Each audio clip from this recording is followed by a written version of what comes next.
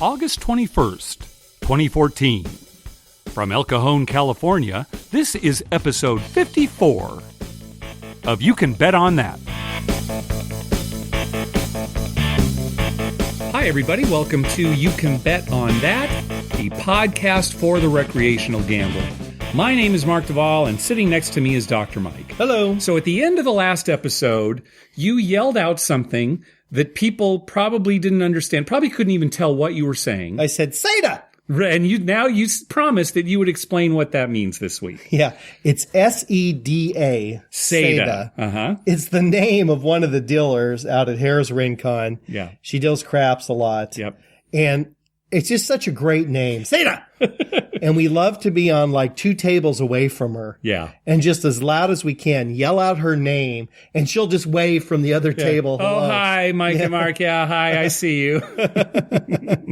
But anyway, at Harris, there are a lot of good dealers. Yes, there are. And today, actually, I was working, and I was thinking I could sit here and probably name 20 dealers that I really enjoy playing with, that I like talking to, that, you know, I know some personal stuff about them. They know some personal stuff about me, and we have fun with them. Yeah. So it's not just winning or losing. We actually have fun with them. Yeah. And Seda happens to be one of those people that we like to play with because she's, number one, a good dealer. Number two, she's friendly. Super friendly, yeah. Yeah.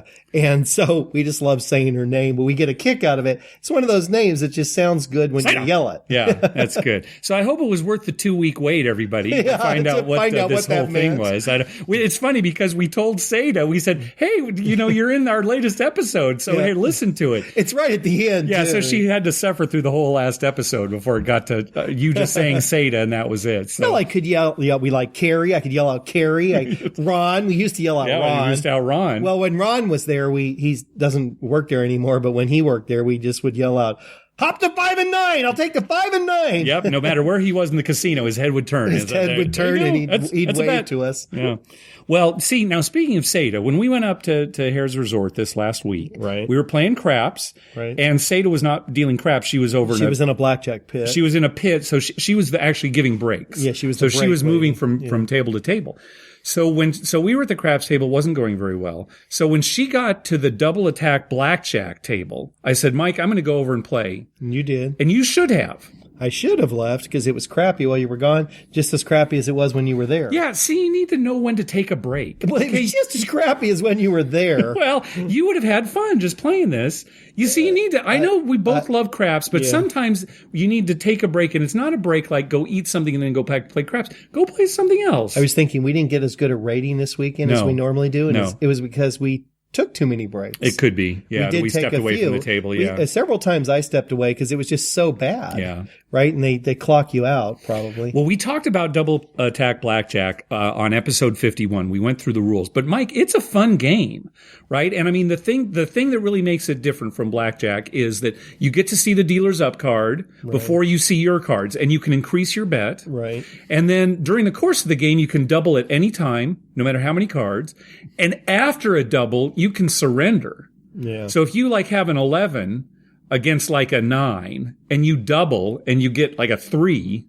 you can surrender at that point, which would be the right move. Right? Sure. Get half your money back. Now, they take all the 10s out of the deck, not the face cards, but the 10s. So the game is different. So I walked over to the table with Seda, and I printed out the basic strategy from the Wizard of Oz. I saw it just laying there. She let you leave it on the table. Oh, as long as now if I had it like on my iPhone and I was looking at it, they'd freak out because they'd think I'd be like counting cards or entering stuff like that. But just a piece of paper that's basic strategy. I mean, casinos sell those, right? They sell the blackjack ones. So no, I was just sitting there with basic strategy. So how did it go? How'd you? I lost. Yeah, I figured so. Yeah.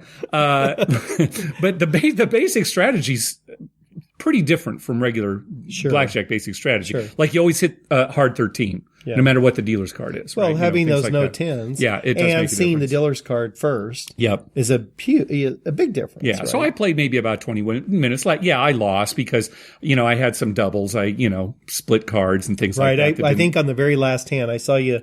I stopped by right at the end, and you doubled and got like a 2. You had 11 or something. You got like a 2 and had 13. Yeah. And you had to stay because it was, I can't remember what she had. either, but yeah. She made 19 or something. It was a $5 table. And so I had $20 out there because the initial increase and then the double. Increased to 10 and then 20. But I mean, that's the way it goes. So all I'm saying is, maybe sometimes you just need to step away from the craps table.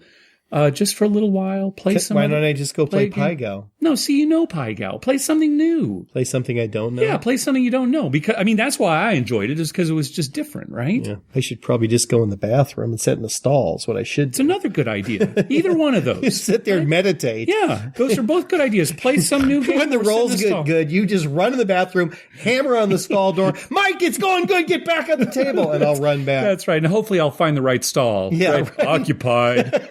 I'll tell you what normally happens, and this is true. All it takes to heat up the table is for me to leave and go buy some candy bars at the gift shop or whatever. So and I'll come back and they'll look at me, and all the dealers will just look at me and say, "Oh yeah, there were 4 hard 6s in a row while you were gone." It's so true. He'll go. That's all it takes. I'll stay at the table and I'll look at the dealers and we both say, where's Mike? How come Mike is missing this? If I go to the gift shop or if I go to do something for my dad, or whenever I leave is when the good roll's coming. Yep. So, my advice to people I go with is just hang out. Bide your time until I have to go to the bathroom or something. Next time, what you do is say, okay, I'm going to the gift shop, announce it, and then kind of pretend like you're going to go. And then come and then back. like scooch down so they can't see as well, and then continue to make your bets. I'll tell you what would be good is if I just told them, look, you know how I play? Just make all my bets while I'm gone. The same way I play the same way every time. I wonder if they'd let me do that for you. No, they wouldn't. Yeah. No, they wouldn't even. They covered your chips up when you left to go to play with Seda. They covered your chips up. Yeah. And they looked at me and said, well, we just don't, want you to get tempted to take them. It's serious. Thank God kind of serious. That. I'm glad to hear that they did that. They're looking out for you. That's good. All right. So many listeners may already know that Revel announced that they are, in fact, closing. The Revel in Atlantic City. It was kind of rumored that they may, and it finally came down, yes, they're closing. And they were originally going to close on September 16th. That was the date that they first announced. The day after my wife's birthday. As it turns out, they wanted to close this last Monday. Oh, really? On August 18th. They said that's when we want to close.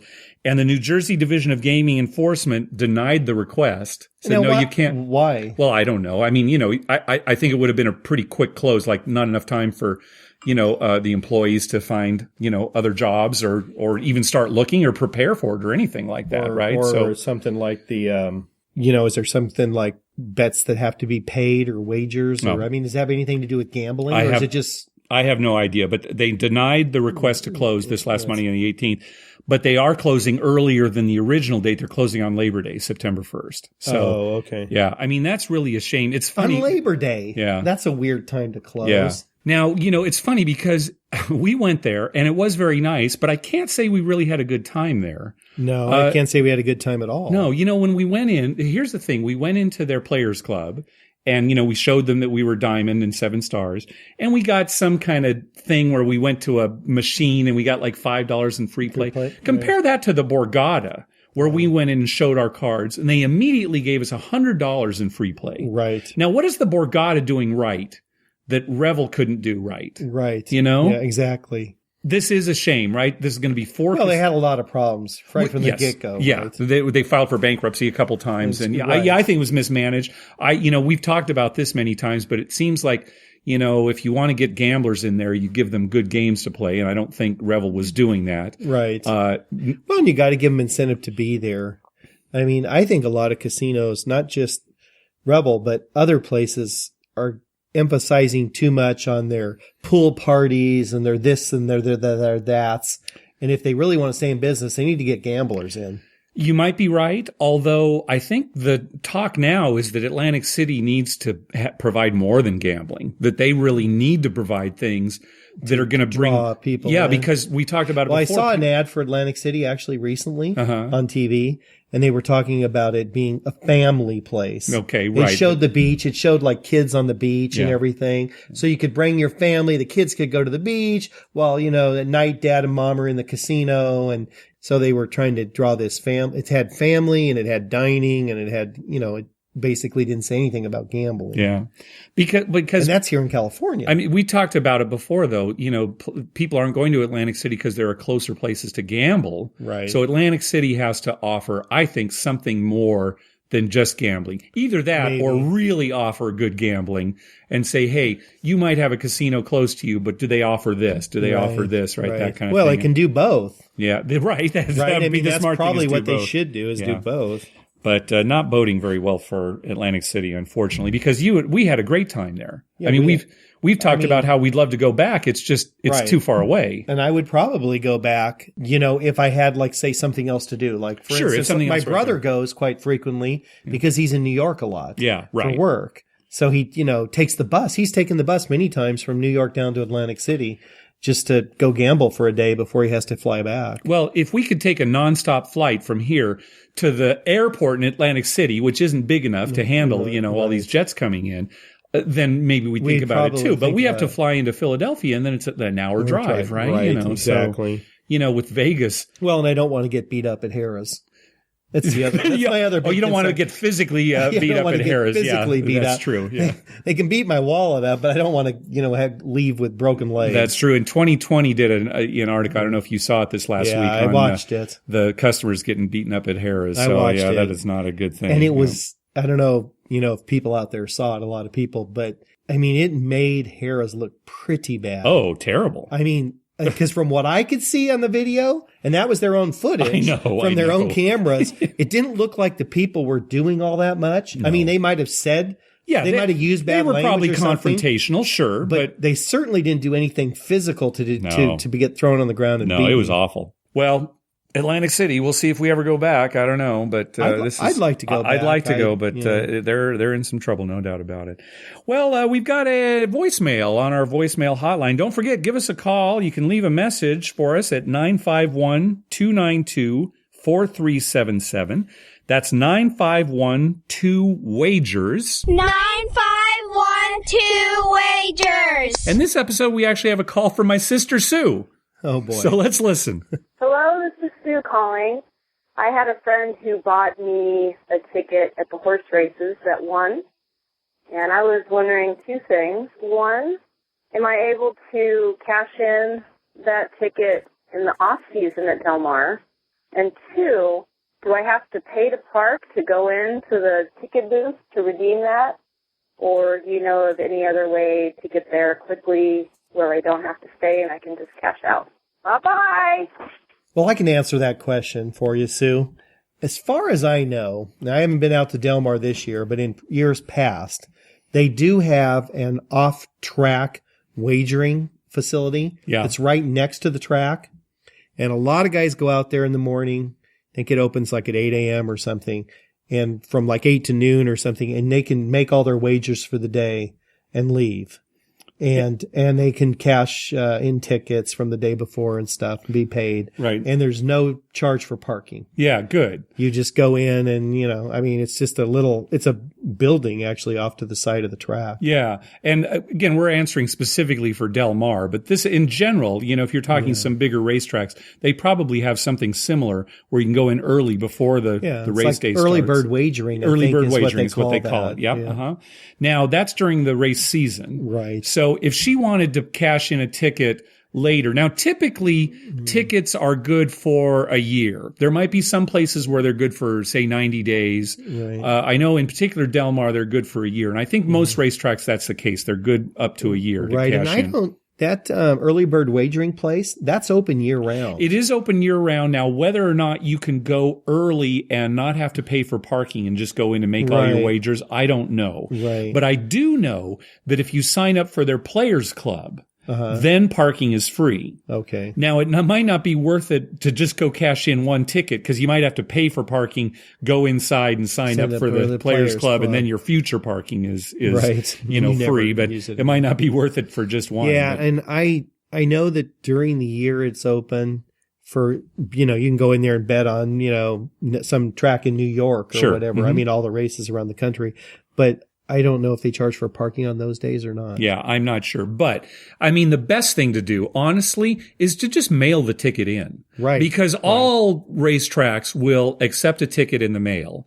And if you just go to their website, they'll list, where you're supposed to mail it to. And in fact, on the back of the ticket, it might even have the address where you can send it to. Sometimes they do. I know in like football wagering in a casino, you can bet Sunday morning and get on your plane and come home and then mail your ticket back. And they're good about paying. Oh, yeah. Now, they do recommend that you send it certified mail. Right. If it's only for $10, I'd say why bother? Right. Really, the chances of it getting lost or something screwy happening I send certified slim. mail every single week. Yeah. For a lot of claim forms and stuff. It's sometimes pricey. What I would consider pricey. I mean, some of the claims I send in, there's multiple claims, but sometimes they can be $5 or $6. So if you had a $10 wager, that's what I'm saying. Yeah, I wouldn't do it. I think the cheapest certified for like a single page is still $2 something. Yeah, like so $2.20, $2.70. I would say just send it in the mail, and if it's for like $10 or $20, then that's good enough. If it's for $500, $1,000, well, then go ahead and pay for the certified. But I even when I was sending one certified once, I went into the post office, and the guy at the counter even said, you really don't need to send this certified unless it's really for a lot. It's going to get there, and they're real good about paying. I think that this is the last weekend of Del Mar coming up, right? That sounds right. And they end like next Tuesday is the last day of racing or something. Yeah. Or next Wednesday. I think it's next Wednesday is the last day of racing. Okay. And so, the other thing would be if you know somebody who's going, like for instance, Paul's actually going. He went today. Yeah. But I think he's going next Wednesday too. She could always give the ticket to somebody like that. Sure. They could give her the money ahead of time and they could cash the ticket. Another thing too, I used to do this all the time. If you go late enough, like for the very last race, you usually park for free and you get in for free. Right. And now, remember when they used to do that at the Padre games? Yeah. After the 7th inning started, you could go in, park for free, and get in the game free. Yeah. And just walk down and sit anywhere you want. They don't do that anymore. But when we were younger, that was the greatest thing. Remember, we'd head over there on a Friday night. Yeah. We'd be listening on the radio. Oh, it's close. Let's go down. Maybe it's extra innings. And I remember sometimes going into the 7th and then you go into extra innings, you watch a whole game for free. Yeah. Well, of course, then games were only like $5. That's right. It wasn't that big a deal. It's not like today. But at that time, $5 was a lot of money. Yeah. So, Sue, hope that answers your question. And again, that's very generally that would apply to, I think, most racetracks too around the country. I'm sure you can get in like after the 7th race for free. Yeah, something like that. Yeah. Hey, thanks to everyone who's been clicking through our Amazon link. Remember, whenever you're going to buy something through Amazon, go to our page first, youcanbetonthat.com, and click through our Amazon link at the top of the page. That way, when you make a purchase, we get a little kickback that helps cover the costs of hosting the show, and it doesn't cost you a thing. You'll pay the same price just like normal. Well, we got an email a while back from listener John who talked about how at Morongo Casino they had a multi-game jackpot. That is, they had a progressive jackpot going where you would win the whole jackpot if you got a royal flush. Yeah, but it covered various different kinds of games. Different games. It was the kind of bet, it was a $1 bet. It would actually pay on some lower hands too. Like I think a full house or better, you'd get something back. Right. But the big jackpot was if you hit a royal flush. And the games that it covered were Let It Ride, 4-card poker, 3-card poker, Mississippi Stud, and Ultimate Texas Hold'em. And we wondered at the time, well, wait, not all those games have the same number of cards. Right, that was our thing. How do they work that out? Yeah, so, like in Ultimate Texas Hold'em, there are 7 cards. For the player ends up with 7 cards. Some of them are community, but to make the hand, it's 7 cards. Whereas like Mississippi Stud, it's only 5 cards. Right. Well, we got an email from listener Dave. Let me read what he says. He says, we have this jackpot in a Canadian casino, Caesars Windsor, and the jackpot only hits if you make a royal flush on your first 5 cards. So in Ultimate Texas Hold'em, it's your 2 hole cards as well as the flop, those 5 cards. If you make a royal flush using the turn or river cards, you don't win this multi-table jackpot. Well, what about in 3-card poker? I would think that it would be 6 cards. Yeah, but I guess it would be like, I think it's going to be the same concept. Like it's the first 2 that the dealer turns over. Just for the jackpot. It would have to be.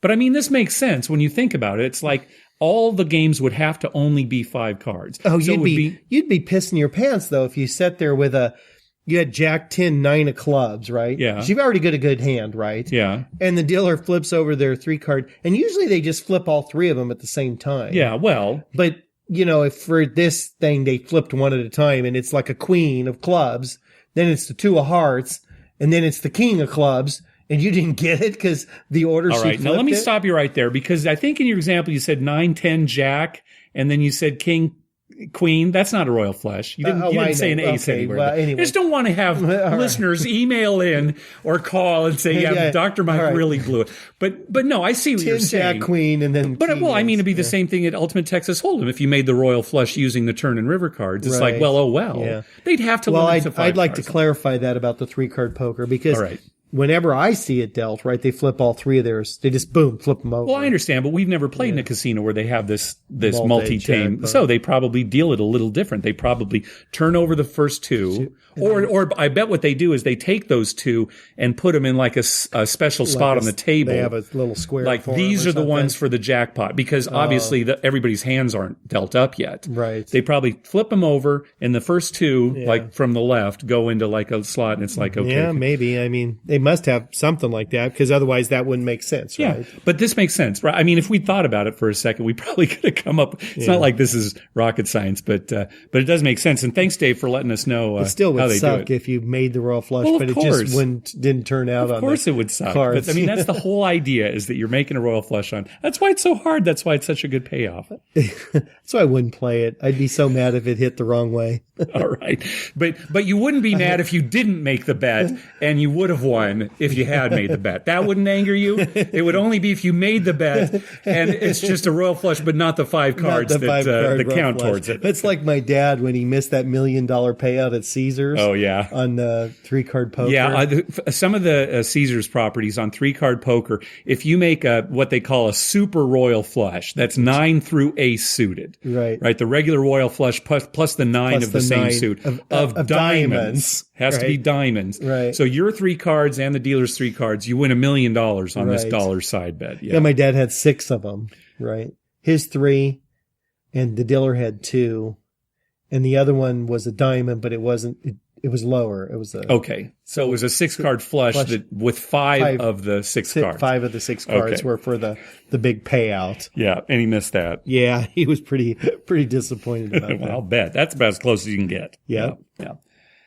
We got another email from listener Steve. He said, I was wondering, considering you guys are craps guys, it might be helpful to your listeners interested in craps to discuss the difference between put, place, and buy bets. So this is a good question. Let's talk about it. Put, place, and buy bets. Now, they are all bets that you can make that a specific number will come up before a 7. A specific number will be rolled before a 7. And you can bet it on any of the numbers that can be a point in craps. So that's 4, 5, 6, 8, 9, 10. Right. So those 6 numbers, you can make a bet that you decide, I want to bet on the 8. You bet on the 5. That'd be the most common number. Sure. Everybody out there knows that 5 comes up more than any other number on the table. Yeah. Send your email directly to Dr. Mike. So this, all 3 of these bets are bets where you decide what number you're going to bet on, as opposed to like betting the pass line where the dice determine what your point is, or the come bet where, it moves up to the number that is rolled. Right. So let's talk about place bets first. They're easily the most common. And you basically hand the bet to the dealer. It's just placing it just like it sounds, right on that number. Yeah, and they place it right on the number for you. And depending on the number, you get paid at certain odds that are not the true odds. They're odds that the casino pay that let them still have an edge. They're taking a vig on you. Basically, right. So if you bet a place bet on the 6 or 8, it pays 7 to 6. So you bet $6, you win 7. Right. So you want to bet a multiple of 6 whenever you place the 6 and 8. Right. If you bet on the 5 or 9, a place bet, those bets pay 7 to 5. So you bet 5, you get 7. Yep. Again, you want to bet a multiple of 5 on the 5 and 9. And place bet on the 4 and 10 pays 9 to 5. Right. So you bet 5, you win 9. And again, when we talk about what you're getting paid, let's say you had a $5 place bet on the 5, and a 5 comes up, they give you $7 and your $5 place bet stays out there. You can take it down if you want at any time. But typically they leave it out there. So you get the $7 and the 5 stays out there. Right. Okay. Let's talk about It's not a contract bet is basically what they'll tell you. Right. It's not a contract bet, meaning that you have complete control over it. At any time, you can take it down, add to it, leave it up there. It's up to you at any time. Right. As opposed to your pass lane, this is an important thing to make because a lot of people think their pass lane bet is a contract bet. And is not a contract bet, but it is a contract bet. Once you're on the pass line, you cannot remove it. Once a point has been established, correct. Right. Once a point's been established, you cannot remove your pass line bet. Correct. You can take your odds away, but you cannot remove your pass line. All right, let's talk about buy bets. Again, we're just betting that a number will come up before a 7. A buy bet is where you pay the casino a 5% commission called the VIG, for the privilege of making a bet. I was going to say the right to make a bet. That will pay at the true odds that number will be rolled before a 7. I think the easiest way to explain that is with the 4 and 10. Right. And as it turns out, the 4 and 10 are the only two numbers where a buy bet is better than a place bet. With a caveat we'll talk about in a minute. But typically you only make a buy bet on the 4 or 10 and you place all the rest of the numbers. So, for example, if you want to make a buy bet on the 4, you give the casino $20, say, to bet on the 4, and you also give them an extra $1, which is 5% of the $20 in VIG. Mm-hmm. They will put the $20 bet on the 4. They'll put a little lammer on it that says buy so that they know it's a buy bet and not a place bet. And they'll just put the $1 in their rack. That's the fee that they charge. And then when the 4 comes up, instead of $9 for your $5, you're going to get 10 for every 5. So your 20 is going to pay 40. Right. You get paid 2 to 1, which is the true mathematical odds of rolling a 4 before a 7. Right. Now, it should explain, what if I'm going to make a $10 bet on 4? If you're making a $10 bet on 4, that's not enough. You'd still have to pay the $1 VIG unless they had 50-cent chips. Yeah, which they don't typically. No. So you'd have to pay $1. It wouldn't be worth your while to pay that. No. Because you're going to get, for $10, you're going to get 18. Right. And then, or you're going to get 20 if you buy it. But you're risking 11, so you're really only getting 19 for 11. Yeah, it turns out it really only comes into consideration if you're making $20 or higher. At least $20 high. So that's the other caveat too, right? If you want to bet on the 4 for only $5, we'll just make it a place bet. It doesn't make sense to buy it there. But if you're betting at least $20, buy the 4 and 10, place all the other numbers. And, we should just take a real brief second and say that you can push the house a little bit on that. That's true. By a bet. Because on the 4 and 10, like at Harris Rincon, they'll let you bet $35 for your $1.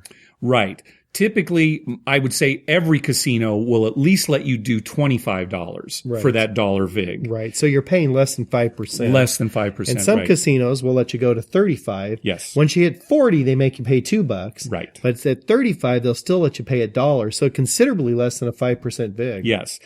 And there are some casinos, in fact, most Las Vegas casinos, they will not collect that VIG unless the bet wins. And that's a significant difference. Huge difference. So you can say buy the 4 for $25. You don't have to give them the $1 right there. You only have to give it to them if your bet wins. Right. It pays $50 and then you give them the $1. And that's the sweetest bet on the whole table, really, if you think about it. I love it. It really is because, if you win, you get paid more than you were expected to get. Yep. And if you lose, you still lose the same amount. Yeah. So now, if you don't have to pay the VIG until a bet wins, it would actually make sense to also buy the 5 and 9. Right. However, we have found that casinos won't book that. They'll say if you want to buy the 5 and 9, you've got to pay the VIG up front, even though they may only collect the VIG on wins for the 4 and 10. So, well, we don't need to talk about that much more because we talked about it on a previous episode. Well, the reason is because, 5 and 9 come up a little more and Well, it's just, I think what it is really is just in the history of craps, 4 and 10 are the only numbers that have been bought. And so they just don't want to have to mess with, Right. Yeah. A lot of it is they just don't want to screw around with you. Now, the 6 and 8, it doesn't make sense to buy. Yeah. Anyway. No, not even close. Right. So that's that. Now, let's talk about put bets. And these are going to be the most confusing. So stick with us. Okay. A put bet is basically a come bet that you tell the dealer to put directly on a number instead of making the bet initially on the come line and then having the dice decide what number it goes to. So you might be thinking, well, what? A come bet? Why would I give him like $5? Here's a come bet on the 6. Here's what would happen. You're not paying attention. You forget to make your come bet. Okay, 6 is rolled. Yeah. The point was 5. Okay. And then the next roll was a 6. You forgot to make your come bet. You're a come better. Yeah. And you decide, you know what? I really do like to have that 6. Yeah. So you put it. And what you do, if you were making a $5 come bet, is you just give them the $5 that you would have had in the come. Yeah. You say, put this on the 6. Yep. And then you can give them your odds. Yep. Which would say be $25. Yep. And they put it just like a come bet. They lay it on the layout just like you made a come bet. Yeah. And it's basically you just put it up there on that number. But here's the thing. You still wouldn't want to do that because in most cases, making a place bet is going to pay better. Right. Not in Mike's example, but usually making a place bet is going to be better than putting a come bet directly on the number and taking odds. Right. However, if the casino is offering at least 5 times odds. Right. At least 5 times odds, or 5 times odds or more, you will actually get a better payout making a put bet than making a place bet. Sure. If you have enough money to do so. Right, and because you're talking about taking full odds. Yeah. So let me give you an example. So stick with me here. Let's say we're at a table where they have 10 times odds. Okay. And I'm there and I say, you know what? I'm going to place the 5. I'm going to place the 5 for $55. A strange amount, I know, but it's good for this example. So if I place the 5 for $55 and it hits, I'm going to win $77. $77. Yeah. Okay? That's that.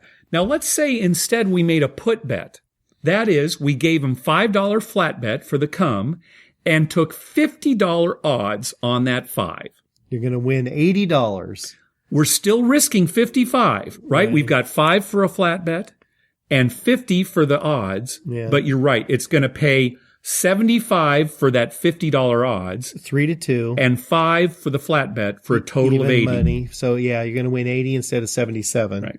But, and that's the important thing. It only comes into effect when you're going to have 5 times or greater odds. 5 times or greater odds, yeah. So if you're playing at a table like most of the Caesars properties that have 3, 4, 5 times odds, 3 on the 4 and 10, 4 on the 5 and 9, doesn't make sense. No. To put bets. No. But if you're, downtown and you're at a casino that has 10 times odds, yep.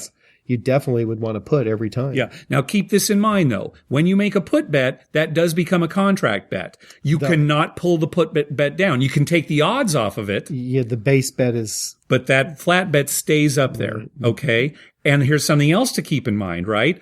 On the come out roll, place bets, buy bets, they're automatically off.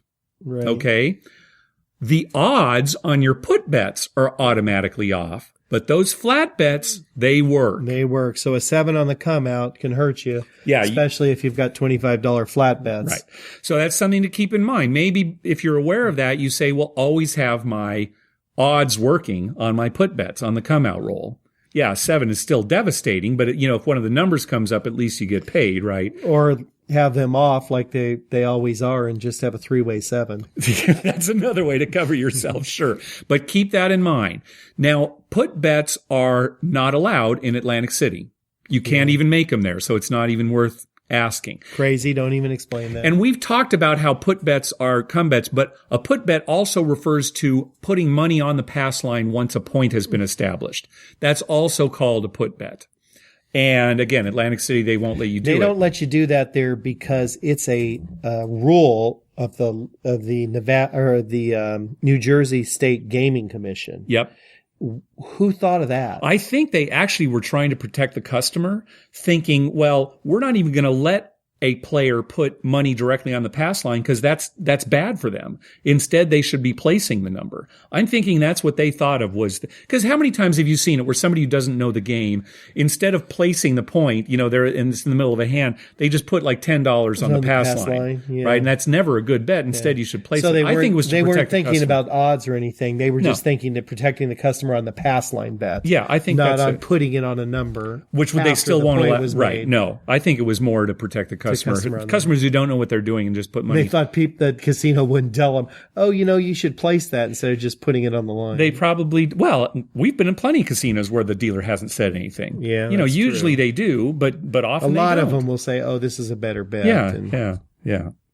Okay, so I hope that didn't get too confusing because the put bets, again, if your casino doesn't offer 5 times or higher odds, don't even consider a put bet.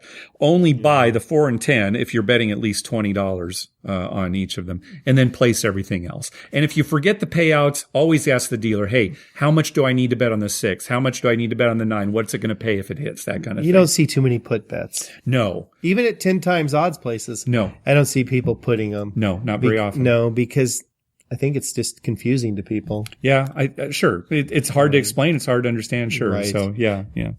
Anyway, thanks for that email, Steve. So this October is the Vegas Internet Mafia Family Picnic.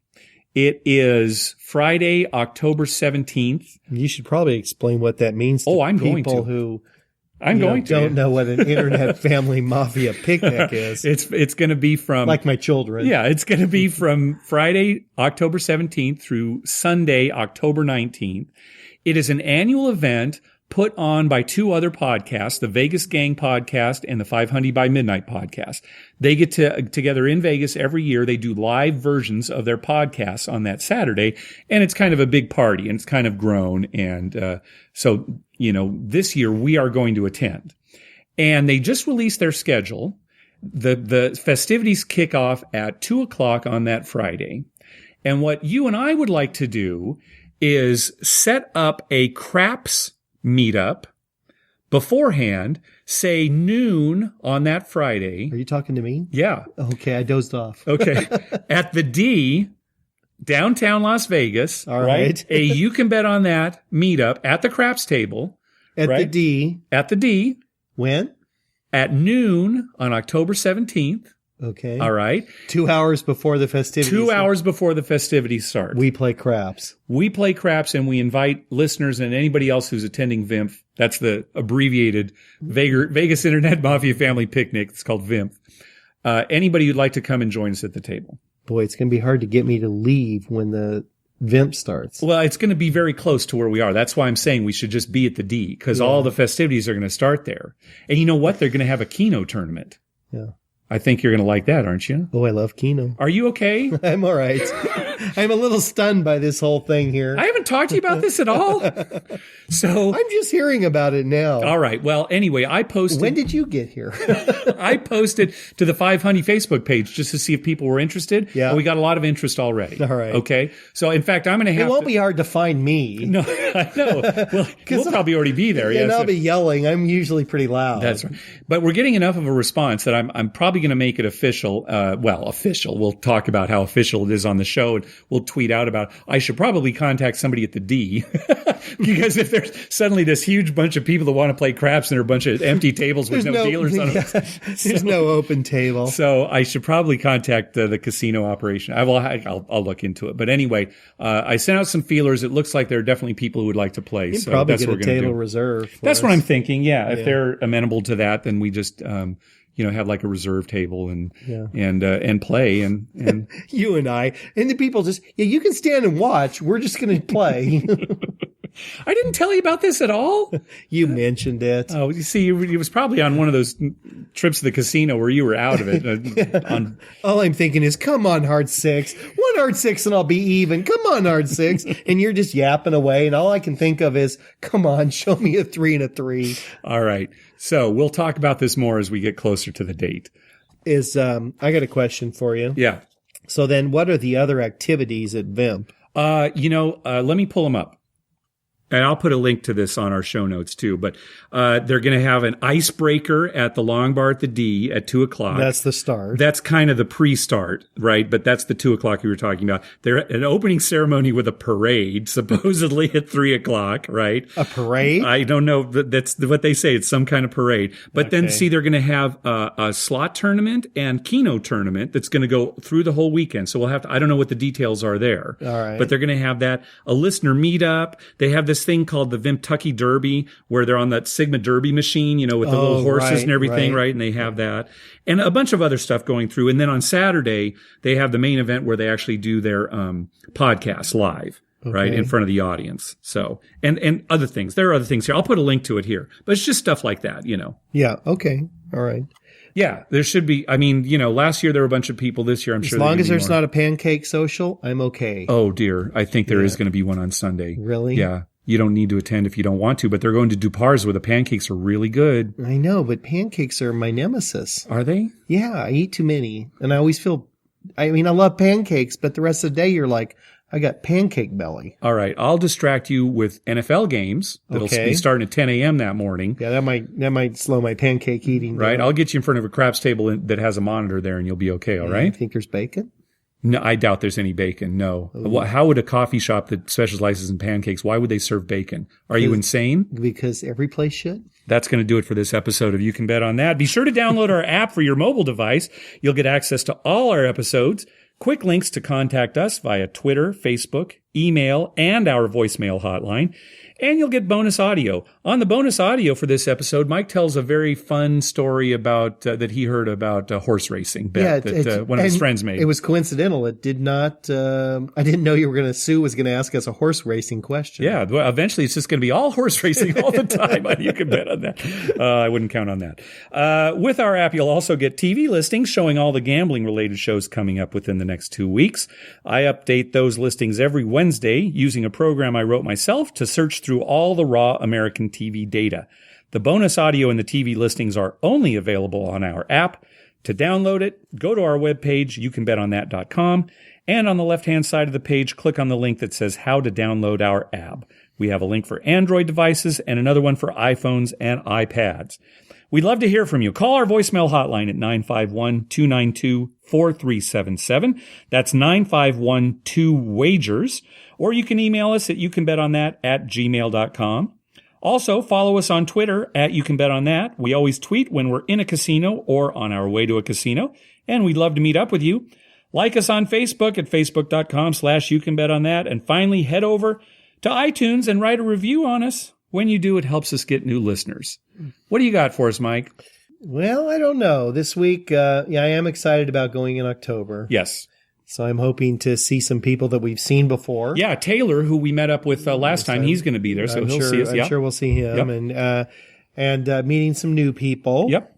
And hopefully they'll be into playing some craps. They definitely will be. People are getting excited. It's hard for me to get away from that. Uh-huh. So if you want to talk, you're not going to step over and go that what is that riverboat roulette? Remember they've got downtown? You promised you were going to play that. Yeah, I did promise that. I will play that. Okay. I don't know how long I'll sit there, but I'll put $100 down on riverboat roulette. All right, good.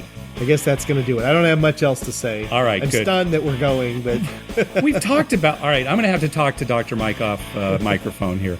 Good night, everybody. Good night.